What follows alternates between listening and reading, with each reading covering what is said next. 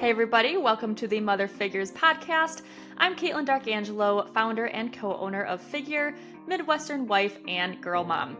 I'm a dual certified pregnancy and postpartum trainer, majored in exercise science from the University of Michigan, earned my master in management degree from Duke University, and have been coaching in the fitness industry for over a decade.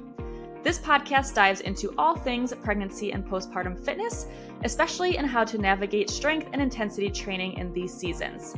Whether you're in it yourself, trying to get pregnant, or coaching this population, you're in the right place. I'm excited to share personal experiences, client stories, guest interviews, and evidence-based strategies to give you the guidance, insights, and clarity needed to navigate these seasons with confidence.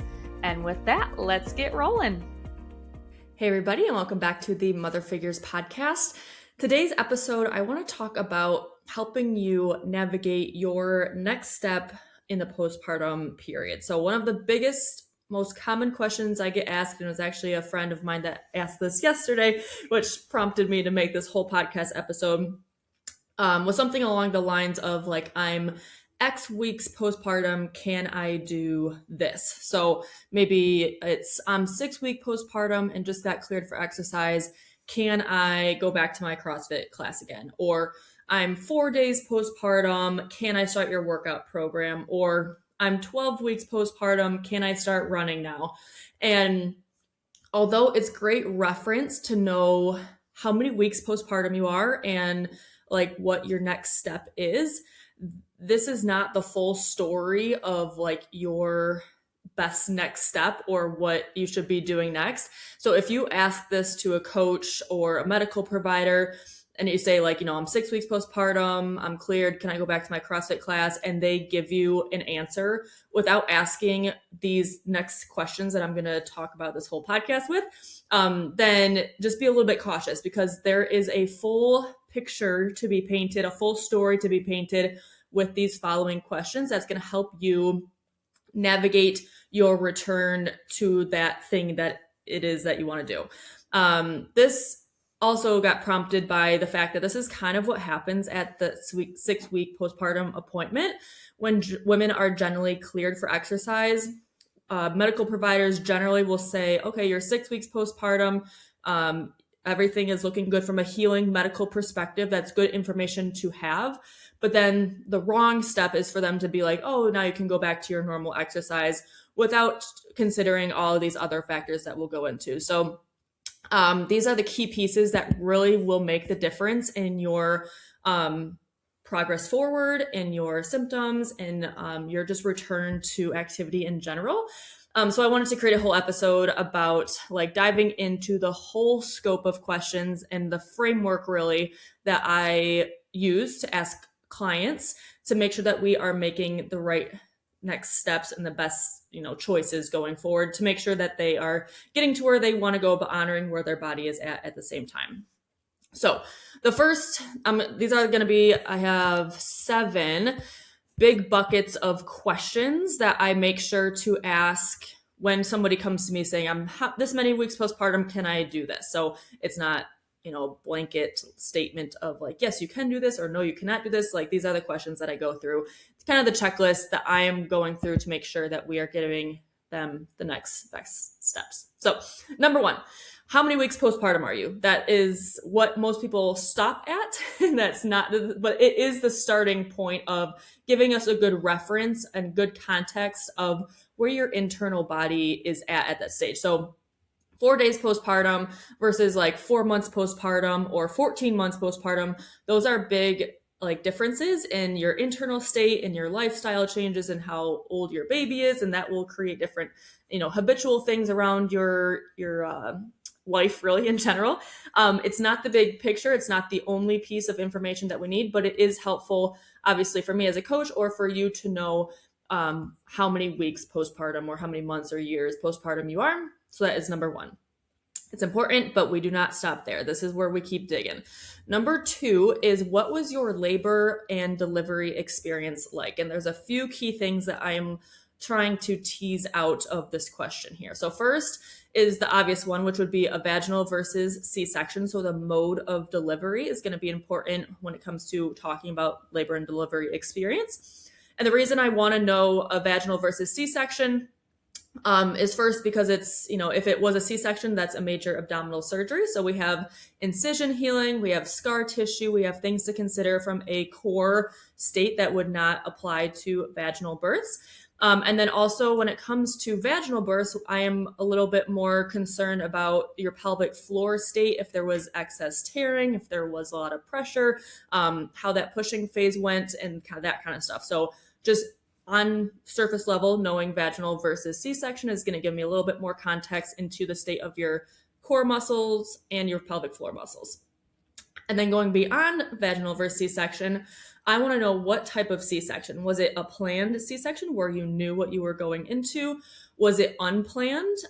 Was it an emergency C-section? Was there a pushing phase before that C-section occurred, which would tell me that there was some kind of pelvic floor impact as well, because the pushing phase of labor is a very high demand thing on those pelvic floor muscles. So we are still, even if we are doing a C-section planned, there are still pelvic floor considerations. However, excess pushing phase that didn't go right, that went into a C-section, that could mean potentially more pelvic floor injury. And then planned versus unplanned also tells me a little bit more about the emotional state of the mom. So what was her hope for labor if it wasn't a C-section and then it turned emergency and then it went into a C-section? That can really play into her emotional and mental state going back into exercise, and just helps me guide, our relationship together and what we can talk about, what she feels comfortable with, and then also physically, how her body is handling that additional stress of not having the birth that she was hoping for.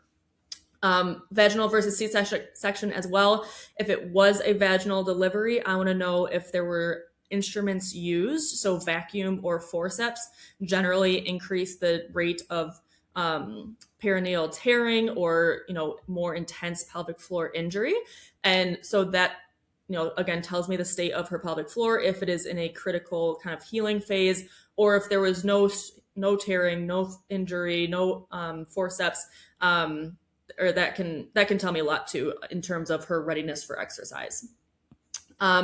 So these kind of things in general help paint a picture around, again, potential pelvic floor issues, potential core issues, and that's going to help guide the pace of recovery, next steps, and then it also helps me, for instance, if someone had a C-section after a long pushing phase, it might help me emphasize different symptoms or pains that they should be more mentally aware of if they do start to happen, that they might not even know about. So increased back pain, or, if I've had a client who had a C-section where they kind of cut lower on the right side, closer to her hip flexor. So she had more pain or more restriction on the right leg for lunges or single leg stuff, for instance. So again, that information would help me tell them what to look for a little bit better. So what was your labor delivery experience? And then all those little things within it. That's number 2. The third thing I want to ask them about is their previous fitness history, and that tells me what their body is accustomed to. So obviously our core and our pelvic floor systems, that is what is greatly impacted by pregnancy. But other areas like your quads and your hamstrings and your knee joints and your ankle joints and your shoulders, all this stuff is impacted, but to a lesser degree during pregnancy. So coming back to certain things that the body is already used to postpartum, these muscles and joint systems might already be a little bit more prepped, a little bit more primed, a little bit more ready to get into whatever activity it is that they want to do versus someone who was not accustomed to it. It also might tell me a little bit more about their pregnancy routines and what they held on to a little bit longer during pregnancy. The most common example of this is runners. So I, in my second pregnancy, had to stop running at about week 18. And then in my first pregnancy, I stopped running at about week 10 or 11 because I'm not an accustomed runner. So when I had that impact on my body during pregnancy, even that early on, it started to feel icky because my body just wasn't used to it. But I stayed, with my barbell, with my intensity training, my Metcons, my kettlebell swings, all the way until delivery day. And because that's what my body is used to. However, the reverse might be true of a long distance runner, where I actually have a friend right now who is 35 weeks and just stopped running because that's that's how long she was able to hold on to running. So that person might be able to get back into running quicker postpartum versus me, whose body is not really accustomed to it. So we really want to know what that woman's body was used to, not just pre-pregnancy, but also during pregnancy. And that will tell me a little bit about her readiness to get back into that activity or whatever activity it is in the postpartum time period. So fitness history tells me a lot about their activities, but also their body's state. And along with previous history is the next bucket, which is pregnancy, situations, what happened during their pregnancy from an activity level. So did they continue working out during pregnancy? If they did, what did they do? What symptoms were they experiencing? Did they have any like pelvic floor issues or sciatica or SPD, back pain? What symptoms were they feeling throughout their pregnancy? And at what point in time did they remove certain things? Because, the longer they removed it from, the more it's going to take to get back postpartum, which is, I think, a piece that a lot of us forget about, that even though I stopped running because I stopped running at like 19 weeks postpartum, that's like 20 weeks of pregnancy plus X amount of weeks postpartum. That's a lot of time that my body system has not had that stimulus on it. So just like when you go on vacation for a week and you come back and you're like, oh, I'm so sore from stuff that you already did or that you always did. Same thing with like postpartum, like your body hasn't done that routine or that activity for a long time. So it's not just pelvic floor and core considerations. It's like, we're just getting our fitness level back, or we're just getting our body used to doing that movement again. So a lot of times, like in my postpartum class as well, like the first time we do body squats in class, like most moms are like, oh, like body squats, like those are easy. Normally I do like barbell lifts and stuff and like weighted work. So this will be fine. But then they're so sore the next day just because their body hasn't done that movement in a few weeks. And our body obviously loses fitness very quickly if we don't use our fitness. So that's just one piece to consider too, is like, our body hasn't done that for a while during pregnancy if you take it out early. So we want to know a little bit more about your pregnancy experience and pregnancy situation. And that's going to help us guide our return to fitness postpartum, because maybe you did an activity or were really avid pre-pregnancy, but you didn't do anything during pregnancy. That's going to tell me a little bit more about your current state postpartum if you haven't done anything in 10 months, for instance. So pregnancy symptoms, pregnancy activity levels, what you had to modify, what you removed, and when. That's all going to play into our postpartum return to X. Number 5 is, what do they want to get back to, or what are their future goals? So that a lot of times ties into what they previously did, but maybe it doesn't. Maybe, as a mom, their lifestyle has changed around. Maybe they can't make it to their normal fitness classes. So now they're looking to get strong in their home gym, for instance. Or maybe their Pilates studio has childcare when their other place doesn't. And so now they're going to start getting into Pilates, and that's their new goal. So you don't want to assume that their previous fitness history is what they want to do going forward. Sometimes it can be a good cue into that, but that's definitely something that you want to ask yourself or a client, is what goals they have for themselves moving forward. And that obviously will dictate what kind of stuff you're focusing on in your progression into, the postpartum period. Number 6. So far, just to recap, first question is, how many weeks postpartum are you? Weeks, months, years, whatever it is. Number 2, your labor and delivery experience. And with that, we want to know vaginal, C-section, instruments used, push phase, tearing, all that kind of stuff to paint a picture around pelvic floor and core. Number 3 is fitness history. Number 4 is pregnancy, what happened during pregnancy. So now and then number 5 was what goals they have moving forward. Number 6 is going to be things outside of the gym that we want to consider. And that's going to be dictating whether or not, or how fast, I guess, we're moving forward, or what that mom may or may not should. I don't like using can or cannot. So if they should or should be more wary of what they're doing going forward. So outside the gym considerations, main buckets are sleep, nutrition, support at home. If they have other siblings or toddlers, other kids around, work and maternity leave considerations, and then also their mental state. And a lot of times, or a lot of these are not just a one-time question where like it's their first time back with you postpartum, or you're asking yourself this at your first workout back into in postpartum time period. We want to be asking this to ourselves every day. So how was your sleep last night? How was your nutrition today leading up to your workout? What is your mental state right now? Are you overloaded and just blah, or do you feel pretty good? These are daily factors that can change, and they can have a huge input on your workout output each time you exercise. So one of the first questions I ask my ladies every day when they walk into class was, oh, hey, how'd you sleep last night? Because that can be so telling of their energy levels going into their workout.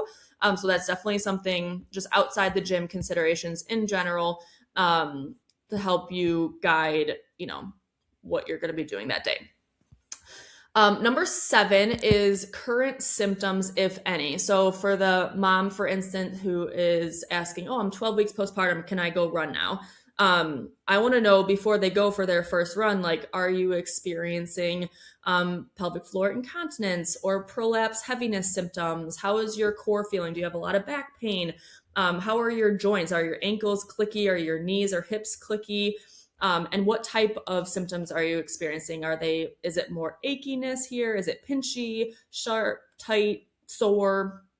I want to know what their body's current state feels like. And I want to bring about what to look for, because a lot of times moms are like, oh yeah, I feel good. And then I ask these like specific things like, oh, like at the front of your pelvis, do you feel any achiness when you walk? Or your tailbone, does it feel sharp when you sit down sometimes? Or how's your hip flexors? Like if I bring those questions front of mind, then sometimes they're like, oh yeah, like that's a little tight, or like that hurts when I do certain things. And those are most of the time, or a lot of times in the postpartum period, tied to core and pelvic floor health. And so I like to ask them, what symptoms are you feeling? And if you are feeling symptoms, what type of that pain or what type of symptoms does it feel like?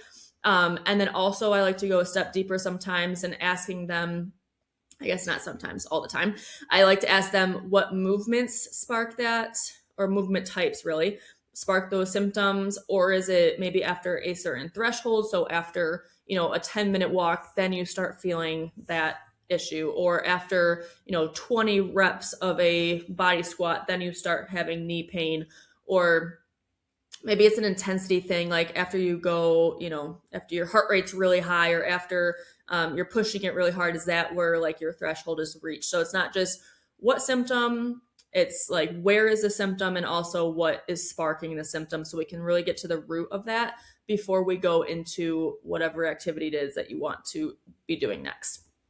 So that's number 7. And then the last one, number 8, is the biggest piece of the whole puzzle that I think gets missed the most. And it's, what have you done up to this point? So I don't care if you are 12 weeks postpartum and you want to run. If you have not done anything for 12 weeks and you think just because you're 12 weeks, you can just go out for a 3-mile run, I'm going to pause you right there. So it's all a progression. Everything in postpartum is a progression. And that's my biggest calling, I feel like, is to make sure moms and medical providers and practitioners and anybody who works with moms in the exercise or physical realm understands that everything is a progression. I do not care if you are 12 weeks postpartum.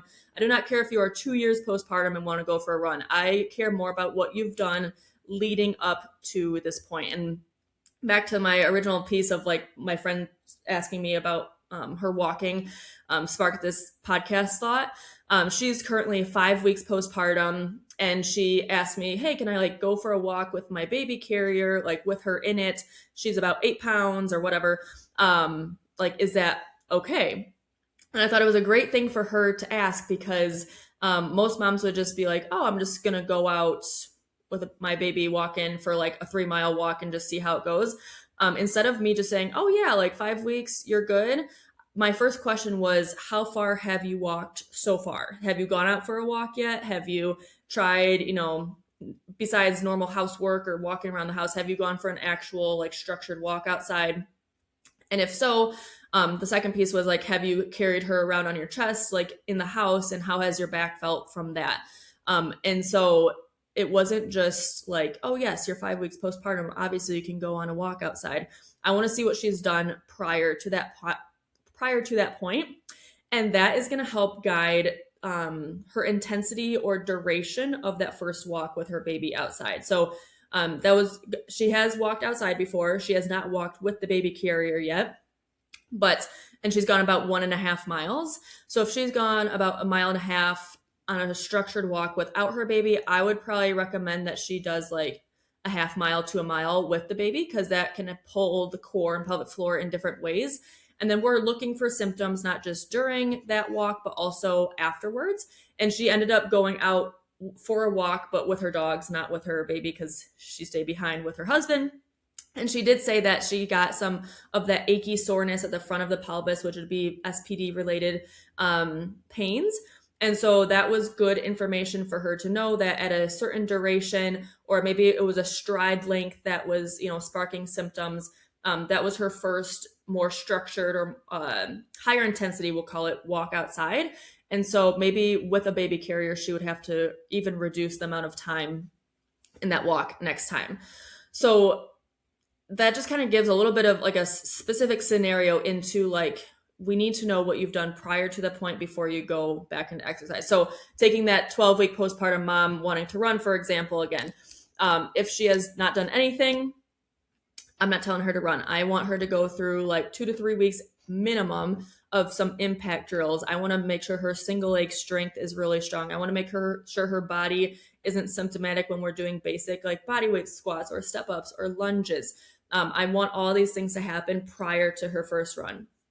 Or same example for that 6-week mom who just got cleared for exercise and she's asking to go to her fitness class. I might have taken some of my clients who went through my postpartum program up to 6 weeks. I might tell that person, yeah, for sure, go. You are at a state where you've done enough of the prep work or enough foundational work, and modifications that if something does come up in that class structure that you need to go back to. I feel comfortable with that mom going into a CrossFit class at 6 weeks postpartum.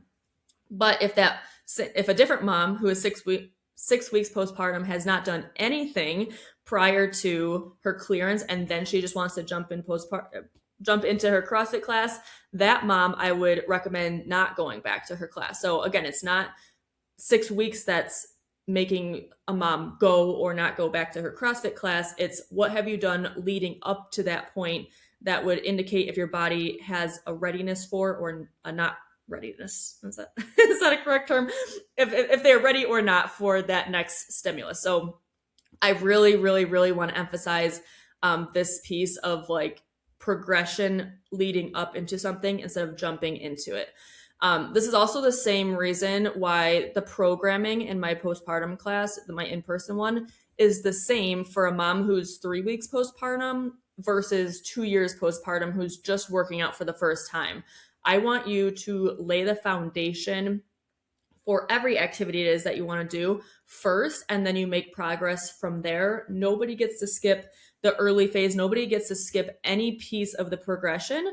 The only difference from a 3-week postpartum mom and a 2-year postpartum mom is they might just be able to they might be able to make progress a little bit quicker. So maybe they add on weight prior to, or like a little bit quicker than the 3-week postpartum mom, or maybe they can increase their speed at a little quicker rate, but it doesn't mean that they are skipping any piece of the progression, because I want to find like where that sticking point is, or I want to find that threshold. And you don't know where that threshold is if you just jump right into an activity and then you feel pain. If you start from the beginning and you follow that specific progression, which is all laid out for you in my Figure Postpartum program, in my postpartum classes, everything I do is based on this progression. If we start at the beginning and we slowly creep up in intensity, duration, weight, all this stuff, our body is better able to acclimate to it. So we have a lesser chance of getting symptoms and pain, but also we know exactly where that pain is coming from, so we can better troubleshoot at that sticking point. Maybe it's single leg strength, maybe it's core connection. It can be a host of things, but at least now we know where we can put and prioritize our work so that we can get through that threshold, versus if we just jumped into somewhere we're like, holy crap, our body's overloaded. Like, where did the symptoms come from? What do we start with? How far back do we have to go? It just skips all of that like mental brain work of, if we just start early and we progress in, we know exactly how to work to move with our body moving forward. And this is different advice than just going slow postpartum. I think a lot of moms are told, oh, just go slow. That's a piece of it, but we want to, I don't like using that term at all, to be honest. We don't want to go slow. We want to follow the progression. That's what I like to, emphasize more, because we still want to load the body. And that is how we are going to get the healing and recovery benefits. We have to load the body over time, just like a muscle to get stronger. Our whole body, if we can progressively overload it over time in a proper manner and proper progression that works for you, that is how we are going to heal the fastest. Sometimes going slow is not allowing us to reap the benefits of this healing period. So again, I don't like using the term going slow. I like the term like follow the progression instead. And that helps you continually make progress over time and helps you heal along the way. So that kind of is all wrapped into like, what have you done postpartum up into that point where we're currently at? When I get asked that question, like, I'm 6 weeks postpartum, can I go to my CrossFit class? Let's see what you've done up to this point and if you're ready for that next step.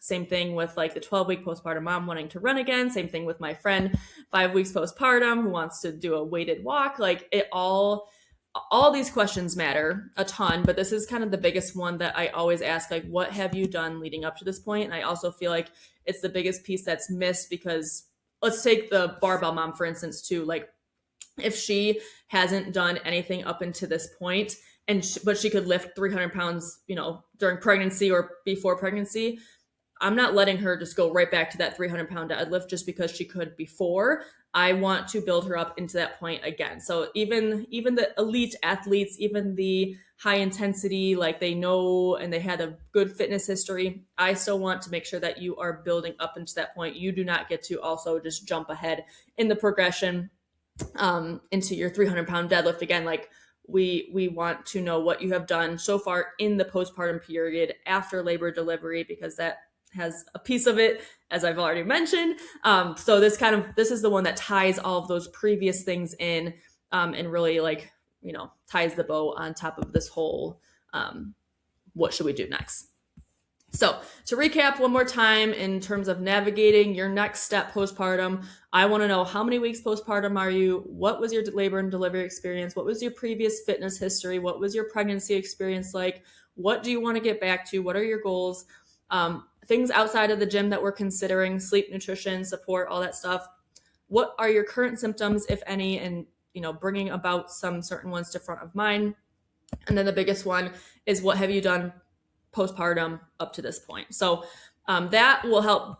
Obviously, it's a big conversation that I'm going to have with people to help get this, get you the right advice to go forward. But that's also why all my clients are so successful in their postpartum recovery, because we do try to paint that full picture and make sure that we use that individual answer from each piece of this with that individual mom to make sure that we have a specific plan moving forward. So these are questions that you can ask yourself, helps you guide your own return to fitness as well, and just hopefully makes things a lot smoother in this postpartum time period. So with that, I hope that was helpful, and I will see you guys in the next episode.